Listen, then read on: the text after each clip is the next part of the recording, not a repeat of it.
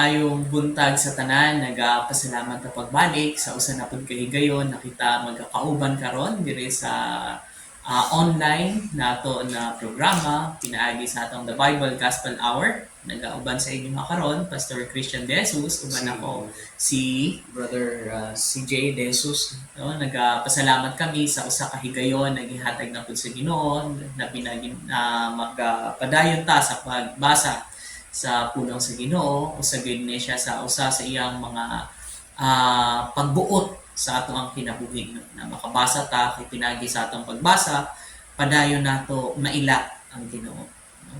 Sa atong pagkaila sa Ginoo mao na siya maghatag sa ato og tinuod na ato ang purpose dire sa atong kinabuhi no?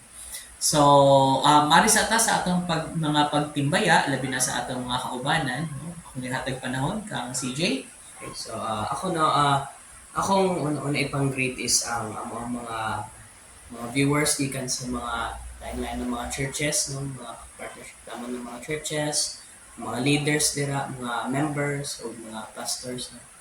Kaya ipang-greet pod na ako ang mga especially sa mga workers na ho, sila Pastor Sirio o sila Sister Salsa dila sa Bahi church no. Nag-greet ko nila niya, nag-greet ko din sa mga workers na mo dira sa Tagbilaran church. Mayong buntag niya. Pang-greet po na ako ang mga viewers. If you're watching this, mga viewers gikan sa Tagbilaran Grace Christian School, no? Mga fellow classmates na ako dira, maibuntag kaninyo.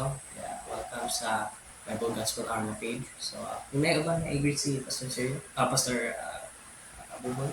Okay, no? So, padayon ta mag-greet again, no? Sa mga pastors, sa mga kasimbahanan, sa Lubang, no? Sila Pastor Gideon, mopod sa Kalape, sa mga naga-lead, no? Sa Kalape, sa Dire, sa Dawis, no? Dawis, sa Tagbilaran, sa Bahi, sa taga Basakdako, sa Calvario Luway, sa taga Alegria, no, sa Gindolman, sa taga Ubay, sa taga Hagna, no, nagkapasalamat kami sa Ginoo sa inyong padayon na pagpaminaw. So dili ta magalangan no na nagkapasalamat ta sa Ginoo sa tanan niyang ginahatag sa ato unya ari na pud ta no sa ato ang pagbasa sa pulong sa Ginoo. Mga kaigsuuna na nata sa Mateo kapitulo 17, basahon ni nato no og naamoy mga Bible sunda palihog no kay importante kaayo na masabtan nato kaning mga pulunga. Yes no, importante na kita magasangyaw, magasulti apan naputay gitagaan pud ta no sa balang espiritu na kita makasabot mismo no sa ato ang mga ginabasa pinaagi sa iyahang diya. So basahon nato Mateo kapitulo 17. Basahon nato ang tibuok kapitulo, sugda lang sa inyo ang mga Bible while ako siyang sugdan pagbasa gikan sa bersikulo 1 hangtod sa bersikulo 27. Sabto nato unya ato ang tagaan no o nindot na hulagway sa ato mga hunahuna unsay mga gipangsulti niya.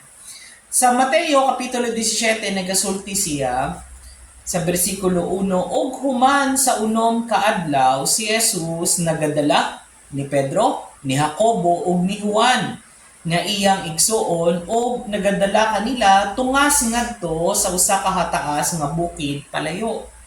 Og nausab ang panagway sa atubangan nila og ang iyang nawong midan-ag sama sa adlaw ug ang iyang sapot sama kaputi ingon sa kahayag. Ug tan-awa didto mipakita ngadto kanila si Moses ug si Elias nga nakigsulti uban kaniya.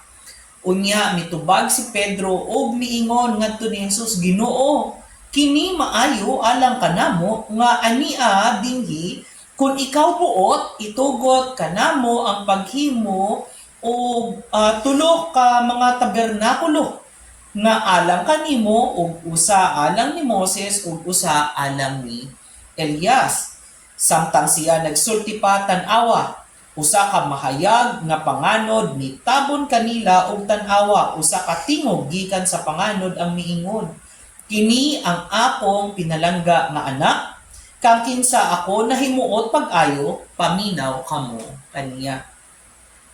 O sa diha nga ang mga tinun-an nakadungog niini sila mihapa og nahadlok sa hilabihan.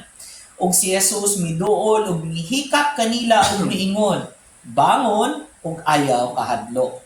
Og sa diha nga sila miyahat sa ilang mga mata ug sila walay nakita nga tawo gawas ni Jesus lamang ug samtang sila milugsong gikan sa bukid si Jesus misugo kanila nga nagaingon, walay tawo nasultian sa pananawon hangtod nga ang anak sa tawo mabuhi pag-usab gikan sa mga patay.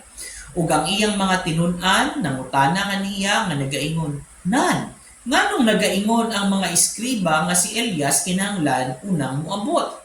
Og si Jesus mitubag ug miingon ngadto kanila, si Elias sa pagkatinuod una nga moabot ug mopahiuli sa tanang mga butang apan ako mag-ingon nganha kaninyo nga si Elias miabot na ug sila wala nakaila kaniya apan nagbuhat ngadto kaniya sa bisan unsa nga ilang gitinguha. Maingon man ang usab ang anak sa tawo mag-antos gumikan kanila. Unya ang mga tinun-an nakasabot nga siya misulti ngadto kanila mahitungod ni Juan ang Baptist. O sa diha nga sila miabot sa panon, dihay miduol kaniya nga usa ka tawo nga nagaluhod ngadto kaniya og nagaingon, Ginoo, kaluy ang akong lalaking anak kay siya buang og sa hilabihan gipaantos kaysa makadaghan higayon siya nagakahulog ngadto sa kalayo og sa makadaghan ngadto sa tubig. Og ako midala kaniya ngadto sa imong mga tinun-an ug sila dili makaayo kaniya. Unya si Jesus mitubag og miingon, o walay pagtuo ug masupilon nga kaliwatan. Unsa pa kadugay nga ako makig-uban kaninyo? Unsa pa kadugay nga ako muantos kaninyo? Dad-a siya duol nga nihi kanako. Og si Jesus mibadlong sa yawa ug siya migawas gikan kaniya ug ang bata na ayo sukad ni adtong gayud nga takda. Sa 19 unya miduol ang mga tinun-an ngadto ni Jesus sa layo pa ug miingon, nganuman ang dili kami makapagawas kaniya? Og si Jesus miingon ngadto kanila, tungod sa inyong pagkadili matinuohon, kaysa pagkatinuod, ako nag-ingon nganha kaninyo. Kung kamo adunay pagtuo ingon sa usa ka lugas sa liso nga mustasa, kamo moingon niini nga bukid, balhin. Gikan dinhi ngadto sa unahan nga dapit o kini mo balhin ug walay butang nga dili mahimo nganha kaninyo. Sa 21, bisan pa ni Ana kini nga matang dili mo gawas apan pinaagi sa pag-ampo ug pagpuasa. Ug samtang sila mipabilin sa Galilea, si Jesus miingon ngadto kanila, ang anak sa tawo pagabudian ngadto sa mga kamot sa mga tawo. Og sila mo patay kaniya ug sa ikatulong nga adlaw siya pagabuhion pag-usab ug sila sa ginabuhan nga sibo. Ug sa diha nga sila miabot sa Capernaum, sila nga nagdawat sa kwartang gibuhis, miduol ni Pedro og miingon, dili ba ang inyong magtutudlo mo bayad og buhis? Siya nagaingon, oo. Ug sa diha nga siya miabot ngadto sa balay, si Jesus mipugong kaniya nga nagaingon, unsa ang yunahuna mo, Simon? Kang kinsa man ang mga hari sa yuta mokuha sa bayronon o buwis, sa ilang kaugalingong mga anak o sa mga langyaw. Si Pedro nagaingon nga na kaniya sa mga langyaw. Si Jesus nagaingon ngadto kaniya, nan ang mga anak gawas nun. Bisan pa niini, aron dili kita makapasilo gayud kanila, moadto ka sa dagat ug iitsa ang pasol ug kuhaa ang isda nga unang makuha ug sa diha nga ikaw moabli sa iyang bakba, ikaw makakaplag sa usa ka buok nga kwarta, kuhaa ka na ug ihatag ngadto kanila alang anako ug kanimo. Mga kaigsunan nindot kayo na pulong, mag-aampo sa kita.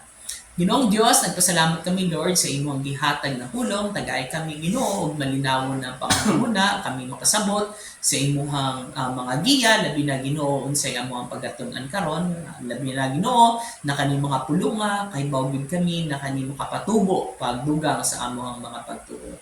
Kau Lord ang among daygon pasalamatan, ginabalik namo kini tanan sa ngalan ni Ginoong Hesus, among Ginoong Dios manluluwas ug pinaagi sa paggiya sa balaang Espiritu Santo. Amen. Amen. Okay, no? So ihatag nato ang panahon kay Brother CJ sa iyahang mga natun-an ani na mga pagbasa. Salamat, Pastor. Ako, una-una, maayong buntag kanino tanan.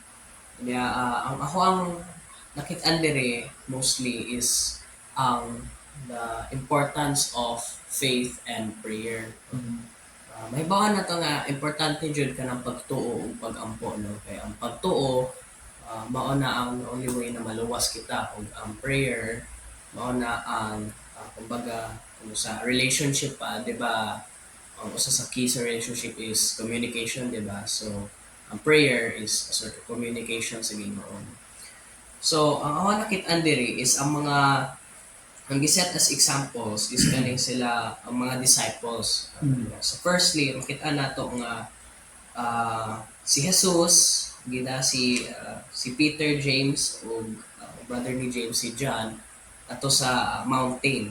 Kanya ato na transfigure siya, nauso na nausab ang iyahang dagway. Kunya kapag na-transfigure siya, nagpakita po, kauban niya is si Moses o si Elijah. Yung mga makita nato dira sa Bible, usahan nato si Elijah o si Moses. Kaya ko sa raman sa Karaang propeta, mga sikat kayo na sila at that time. Kaya ang giingon ani yung kanito giingon si Peter, pag nakitaan ni Peter, giingon niya nga, Ginoo, diri na lang ta maggama og tulo ka tabernakulo, usa para nimo, usa para ka Moses ug usa para kang Elijah. Niya mag-worship sila kanilang tulo.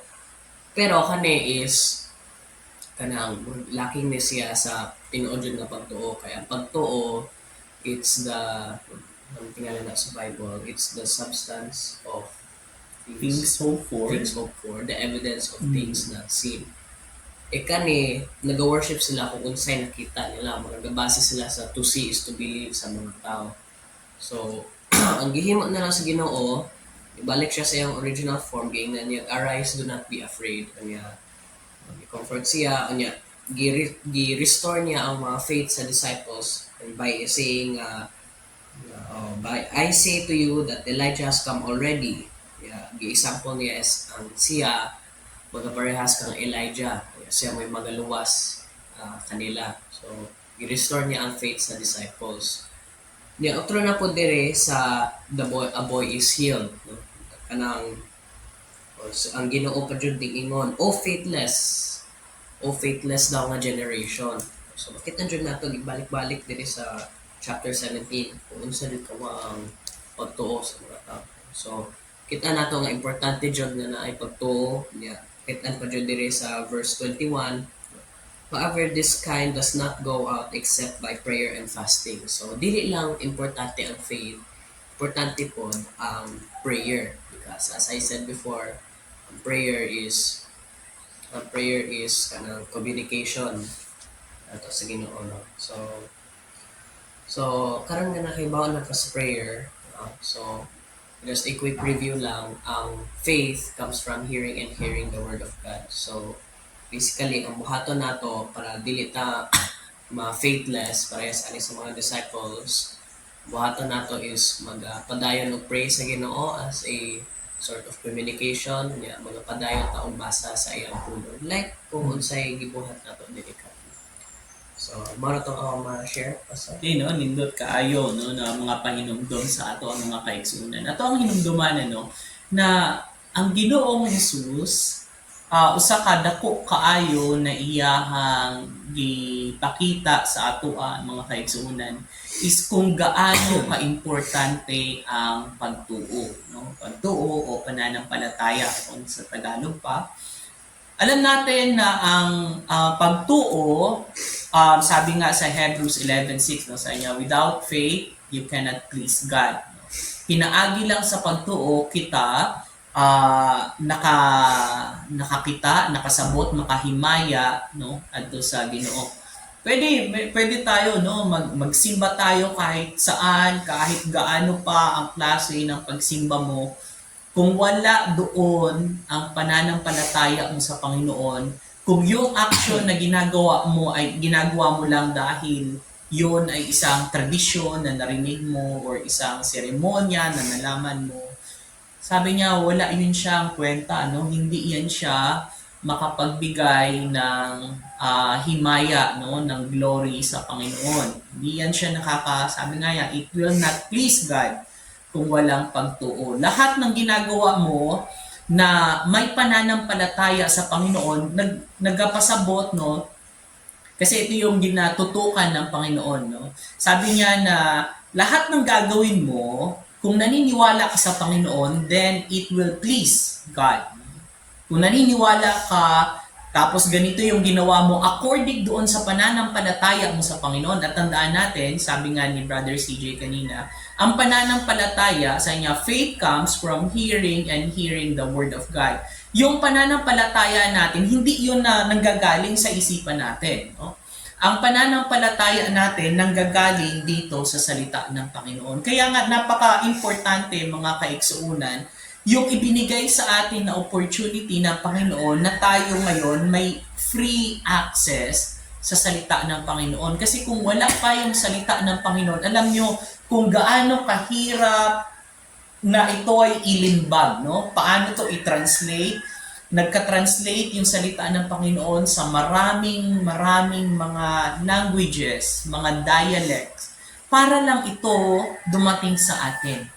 At yun ay kabubuto ng Panginoon. Will yun ng Panginoon para tayo makasabot, no? Para tayo makakakilala doon sa Panginoon. At yun yung pinapakita ng Panginoon kung gaano ka-importante yun, no? Kaya nga ang Panginoong Jesus, nagpunta siya dito, sabi niya, John 1:1, in the beginning was the Word, no? Ang Panginoon Jesus, siya yung Word. Na nabuo ang Bible dahil sa Kanya. Kung wala ang Panginoong Jesus, hindi magkakaroon ng kabuluhan ang Bible, no? Kasi ang pinakatema ng Bible ay sa simula pa lang ibinigay, no? Binigyan na tayo ng pagkakataon na sabi nga niya, no, sa simula pa lang at hanggang sa kaduluduluhan, lahat yan ay nagsasalita about sa Panginoon. Kung paano ang Diyos nagapangitag paagi, no? Kahit na tayo siyempre mga tao tayo, meron tayong kahinaan sa ating mga laman, no? Pero dahil sa plano ng Panginoon, tayo ay binigay niya ng freedom, no? Freedom, parang freedom. And ayun nga, no? That's because through grace, no? By faith, yun ay binigay sa atin ng Panginoon. Kaya nga, napakaganda ng ating pag-aaralan ngayon. So, kung pupunta tayo sa detalye ng ng Matthew 17, no? Bigyan lang natin ng konting mga summary, no? Kung paano pinapakita ng Panginoon sa bawat bahagi. Alam nyo, mga kaigsuunan, dati, ang original talaga na Bible, wala talagang mga chapters at saka verses yan, no? Isa, dire-diretso yan, no, mga kaigsuunan. Kasi kailan lang ba yung na-introduce yung mga chapter, mga verses, no? Kaya nga yung iba, hindi nga nagkakapare-parehas. Merong mga konting differences, pero again, ginawa yan para tulong sa mga bumabasa, no, sa mga magbabasa. Ngayon, kung titignan natin dito sa part na nakalagay sa Matthew 17, ipinahayag ng Panginoon, no, yung sarili niya, no? Sabi niya, kung sisimulan natin, ang mga tao na nandirito ay ang Panginoong Jesus, si Peter, si James, at saka si John. Tapos sa verse 2, ipinakita niya, no, sabi niya, and was transfigured. Anong pasabot ng transfigured? Yung figure na bago, no? Like, hindi lang, kasi minsan sa atin, iniisip natin na dagway lang, no? Dagway mo. Pero pinakita dito ng Panginoon, yung kabuuan niya, transfigured, as in yung kabuuan niya na bago. No? Yung kabuuan, ibig sabihin, hindi na ganito, hindi na yung laman. Kasi ang nangyayari, kung ito laman, alam natin na imposibleng magadanag, no? Sabi niya rito, ang panagway o ang iyang nawong ni danag sama sa adlaw, no? Sabihin talagang parang maliwanag na maliwanag. O ang iyang sapot kaputi ingon sa kahayag. Yun yung description ng pagkabago niya, mga kaiksuunan. So, totally, nabago siya. Tapos sabi niya rito, og tanawa, no? Kung isipin natin, no, mga kaiksuunan, kung isipin natin na marami ang nagsasabi na ang milagro is yung nag-transfigured siya, actually, kung isipin nyo mga kaiksuunan, ang milagro dito is baliktad, no? Actually, ang moment na yung Panginoon nagpunta dito sa kalibutan, yun yung milagro.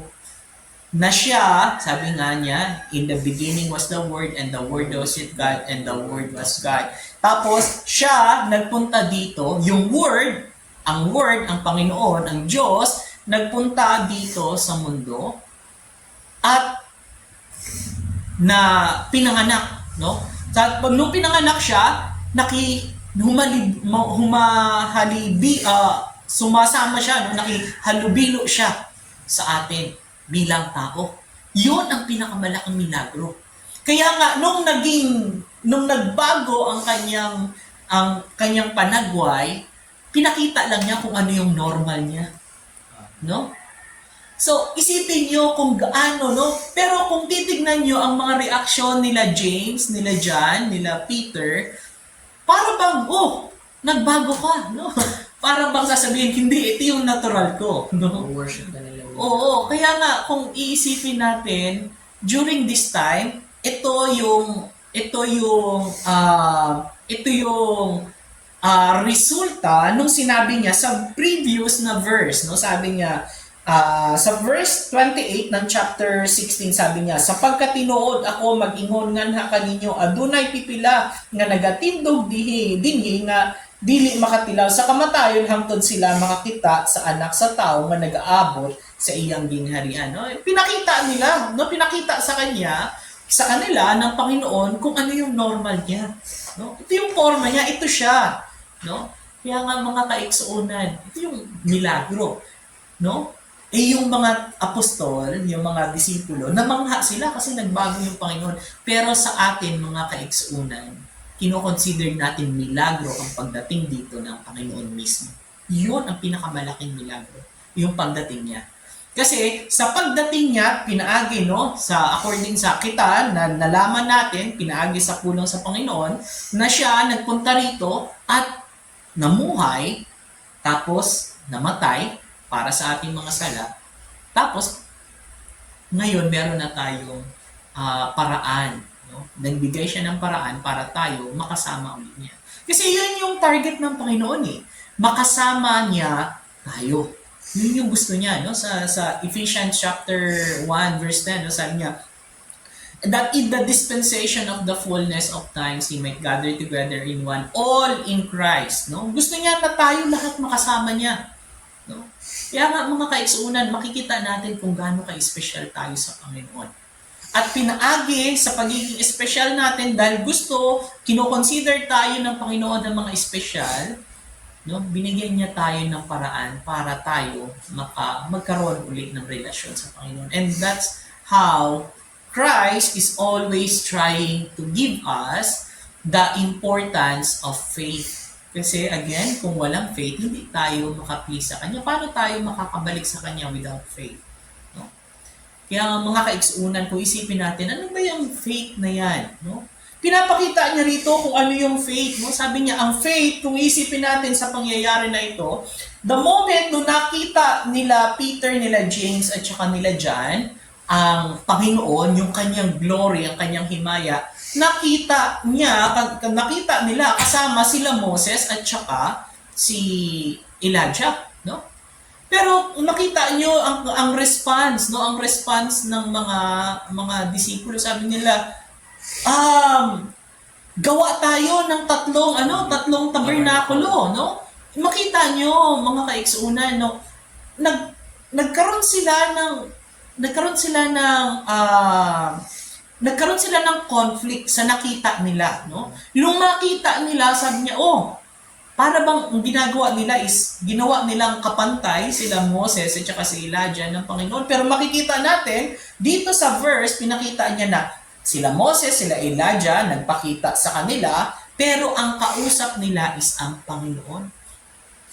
Sila lahat, sila Moses, si Elijah, gatutok dadto kay Ginoong Jesus. Kasi siya talaga ang importante no? Ang Panginoong Jesus ang importante. Siya yung kabuuhan ng buong salita ng Panginoon. Siya yung tema, siya yung taliwala, siya yung heart, siya yung kasing-kasing. Kaya nga mga kaigsuunan, kung wala pa ang Panginoong Jesus sa buhay mo, naliligaw ka. Kaya nga sabi pa niya rito, no? Habang sila nagsasalita sa verse 5, samtang siya nagsulti pa, tanawa usa ka mahayag nga panganod mitabon kanila, no? Ang Shekinah glory talagang tumabo, no? Nagtakip. Kasi syempre, nandoon nagsalita ang Diyos Ama, no? Pagsalita ng Diyos Ama, anong sabi niya, no?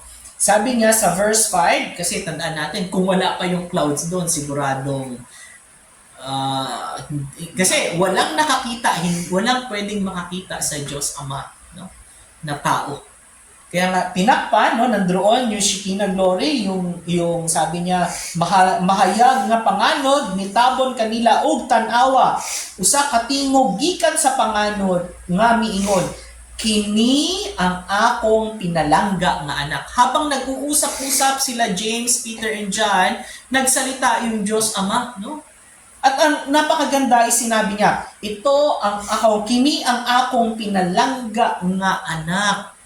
No? Mga kaigsuunan, ang Panginoong Jesus, siya ang anak, no? Is the Son. Kang kinsa ako nahimuot pag-ayo again, no? Pinaagi ni Ginoong Jesus siya, no? Tayo makapahimuot sa Ginoo, pinaagi sa pagtuo nato, no? Again, pagtuo. Pinalangga, sabi niya, kini ang akong pinalangga nga anak, ang kinsa ako nahimuot pag-ayo. So tayo rin makahatag og kahimuot, no? Mahimuot ang Dios sa ato kung kita nagtuo dadto sa anak, kasi pinalanggang anak siya ng Panginoong Diyos Ama, no? Paminaw kamo kaniya. Yun yung napaka-importante mga kaigsuunan. Paminaw kamo kaniya. Pinutol niya ang usapan, no? Ang Diyos Ama, pinutol niya ang usapan nila Peter, nila James at John, kasi na-conflict sila kung ano yung nakita, no? Tandaan natin mga kaigsuunan, hindi tayo to see is to believe, no? Mahirap ang babasihan natin yung ating mga mata.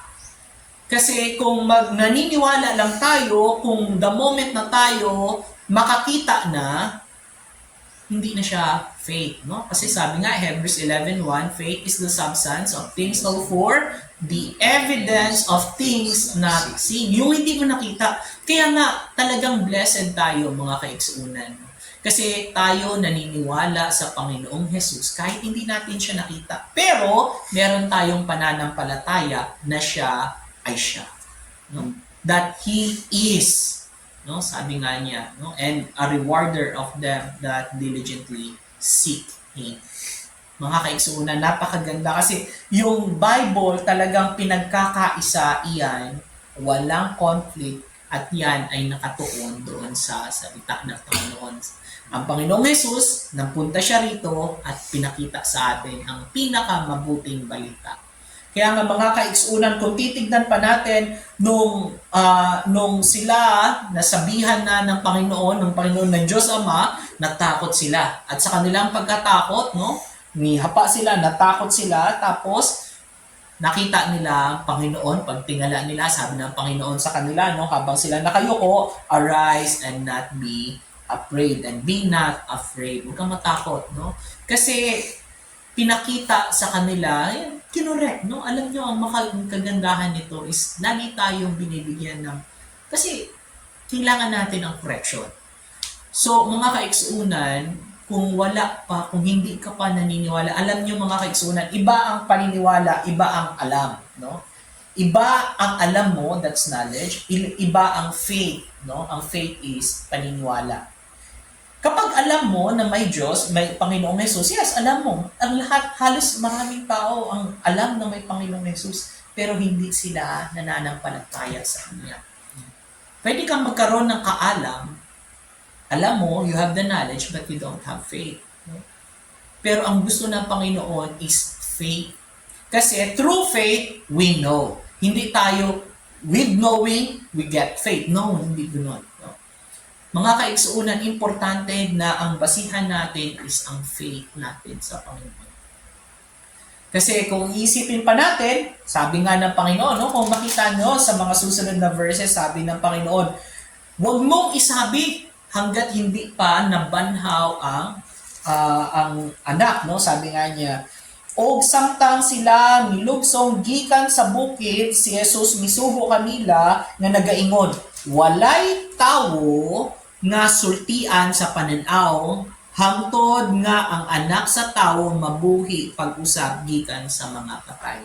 So mga kaigsuunan, sabi niya, wag niyo munang sabihin. Bakit? Kasi kung sasabihin nila na, ito ang Panginoong Jesus, nakita namin kung ano yung kanyang himaya, ganito. During the time na nandoon magtapok yung mga disipulo, tandaan natin si Peter, si James, at si John lang ang nandirito. Kung sasabihin nila kung ano yung nakita nila, then ang papaniwalaan nila ngayon, no, is yung nakikita nila. Which is hindi siya pagtuo. Kaya nga sabi ng Panginoon, hanggat ako hindi pa mabanha, huwag niyo munang sabihin. Pero ngayon, kasi nga nabanhaw ang Ginoong Jesus is buhi, dili siya patay, no? Ni gilupig yun niya ang kamatayon. Na kita karon makasabot na, no? Na ang Ginoong Jesus siya ang tinuod na Diyos, no? Ang Ginoong Jesus siya Diyos, nagauban ka nato, no? Nagpakatao siya para ang ating mga sala tanan magidakdak, no? Gidakdak ang tanang sala sa tao, gidakdak ang tanang sala sa kalibutan, gidakdak diha kaniya. Yun yung maayong balita kasi lahat ng kasalanan natin binayaran ng Panginoon. It's through faith, no? Sa pagtuo lang. So, sa atin ngayon, dahil tayo, ito yung difference, no? Ang alam na may Panginoong Jesus, yes, alam. Maraming nakakaalam. Pero kapag ikaw nananampalataya, ikaw nagatuo na ang lahat ng sala mo binayaran na ng Panginoon. Yun yung existence, no? Yun yung knowledge na nanggaling doon sa faith. Hindi knowledge na nanggaling sa just because, no, na worldly knowledge. Pero ang godly knowledge, no, ang pinanggalingan is ang faith. Kaya nga mga kaigsuunan, importante sa lahat-lahat ang pananampalataya. Kaya nga sa pinakadulong-dulo nito, no, lahat pinakita, sabi niya, kung ang iyong pananampalataya kahit na maliit pero isang buo, no, sinabi niya as small, sabi niya verse 20, sabi niya, tungod ang inyong pagkadili matinuohon kaysa pagkatinuod, ako nag-ingon nganha kaninyo kung kamo adunay pagtuo ingon sa usa ka lugas sa liso nga mustasa. Pero ang ginadescribe ng Panginoon is buong liso ng mustasa.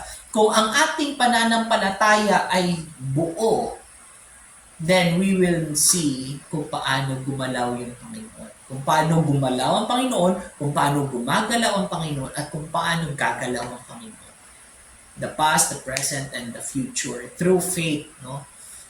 Sabi niya, makikita natin ang tunay na kapangyarihan ng Panginoon. At ang ating buhay mababago. No? Kapag may faith tayo, sigurado may pagbabago. Hindi pwede, no? Hindi magkasama yun, hindi siwala yun. Kapag may faith ka, may pagbabago ang buhay mo. Pero kung hanggang ngayon, walang pagbabago ang buhay mo, sabi nga, no, you will know them by their fruit. No? Ibig sabihin, laging magkasama yung pagtuo, laging may resulta. Kaya mga kaiksauna, no, i-evaluate natin ang ating kaugalingon. Kung alam mo lang ba na may Panginoon, pero wala kang relasyon sa Kanya. Ang importante sa Panginoon ay may relasyon. Kaya nga, kung isipin natin, sa Bible, no, sinasabi, no, maraming nagsasabi na Ginoo, Ginoo, pero dili tanan maluwas. Nga naman, no? Kasi wala silang relasyon. Relasyon ang importante, mga kaigsunan. Hindi relihiyon, no? Ang relihiyon, actually, yung mga relihiyon, nagkaroon lang ng mga pangalan yan ngayon, no? Pero kung isipin natin, sa simula pa man, ang unang-una talaga is ang hinahanap ng Panginoon ay relasyon. No? Sabi nga niya, gusto niya na tayo mahiuli, mahiuban. Pag sinabing uban, meaning may connection. Tayo ay may relasyon. And that can only be done through our faith sa Panginoon. So mga kaigsuunan, no, kami wala na igong oras. Nagpasalamat kami dahil sa binigay na panahon na ito ay maihayag namin. No? Mga kaigsuunan, importante na meron kang relasyon sa Panginoon through faith. Manampalataya tayo sa Panginoon at sigurado tayo, according sa kanyang promise, we will have a victorious life because may pagbabago ang buhay natin. No? So, iyon ang napakagandang balita. Pero kung wala yung Panginoon, wala tayong papaniwalaan. Pero dahil nandiyan ang Panginoon na buhay, na buhay dito sa lupa, namatay para sa ating kasalanan, at tinalo niya ang kamatayan, siya'y nabuhay pa mag-uli, tayo ngayon, dahil sa kanyang ginawa na sakripisyo, meron na tayong paraan para mahimuli sa Diyos. Sa mga kaigsunan, nagpasalamat kami sa panahon na inyong ang ginahatag sa amo karon, kaniunta maghahatag ulugang kaalam sa atoan, na sa ato ang pagpatubok sa ato ang mga kami wala na ikong oras, nagpasalamat, no? Ako si Pastor Christian De Jesus, Si Brother CJ De Jesus. to God be